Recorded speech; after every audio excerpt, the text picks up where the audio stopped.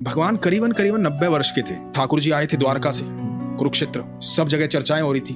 द्वारकाधीश आए हैं तो ये बात गोकुल भी पहुंची, ब्रजवासियों तक भी पहुंची कि द्वारका से ठाकुर कुरुक्षेत्र आए हैं। अब तो ब्रजवासियों को लगा कि ठाकुर यहाँ आए हैं बहुत साल बाद। तो जिसको भी पता लग रहा था कुरुक्षेत्र में भगवान का शिविर है तो भगवान से मिलने आ रहे थे। तो ब्रजवासी भी आए। ब्रजवासी कैसे? गवाले, पगड़ी बांधे हुए, धोती कुर्ता पहने हुए, हाथ में लाठी लिए हुए, सीधे साधे भोले भाले। तो जब ब्रजवासी कुरुक्षेत्र पहुंचे तो लोगों की भीड़ लगी हुई ठाकुर से मिलने के लिए। इन्हीं ब्रजवासियों के बीच में एक बुजुर्ग महिला और एक बुजुर्ग पुरुष, उन दोनों ने पूछना शुरू किया, कन्हैया कहाँ है? तो द्वारका के लोगों ने जवाब दिया, कौन कन्हैया? बोला, अरे लल्ला कहाँ है, कान्हा कहाँ है? सुना है कान्हा आया यहाँ। तो द्वारका के लोगों ने बोला कि कौन कान्हा, किसकी बात कर रहे हो? बोले, अरे कृष्ण।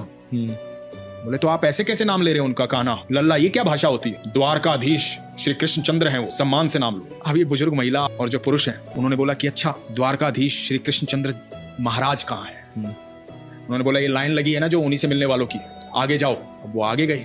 अब जो बुजुर्ग महिला है उसको दिखाई नहीं देता है, कम दिखाई देता है, उम्र बढ़ गई है। द्वारपाल के पास पहुंचते हैं, द्वारपाल से जाके कहते हैं, द्वारकाधीश श्री कृष्ण चंद्र से मिलना है, आप उनको बताओ कि हम गोकुल से आए हैं। अब ये बात तो हर द्वारकाधीश, द्वारका के हर व्यक्ति को पता था कि ठाकुर का गोकुल से संबंध रहा है, ब्रज से संबंध रहा है। तो उस द्वारपाल ने बोला कि आप हैं कौन? तो बुजुर्ग पुरुष बोलते हैं, मैं नंद हूँ और ये यशोदा है। 11.5 साल हमारे पास रहा है कन्हैया, मेरे हाथों में खेला है, मैंने गोदी में खिलाया है कान्हा को। जाके बोलो उसे कि तेरे नंद बाबा आए हैं, यशोदा मैया आई है। द्वारपाल ने जब ये सुना ना तो पैरों में गिर गया। बोला कि आप नंद बाबा हैं, आप यशोदा मैया हैं? हाथ कांपने लगे द्वारपाल के।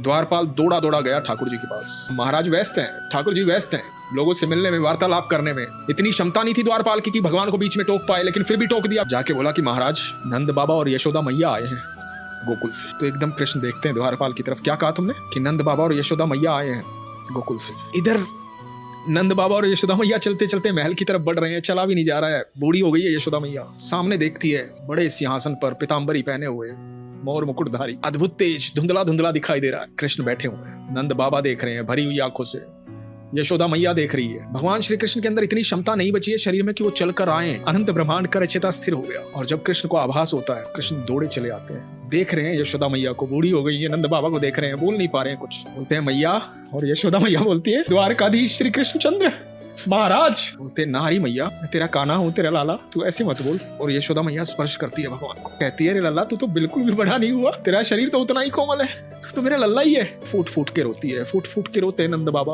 और फूट फूट के रोते हैं कृष्ण कन्हैया। सब ब्रजवासी देख रहे हैं, द्वारकावासी देख रहे हैं, सब लोग देख रहे हैं भरे दरबार में कि उनका स्वामी जो है, अनंत ब्रह्मांड का रचयिता है, उसकी आंखों में आंसू।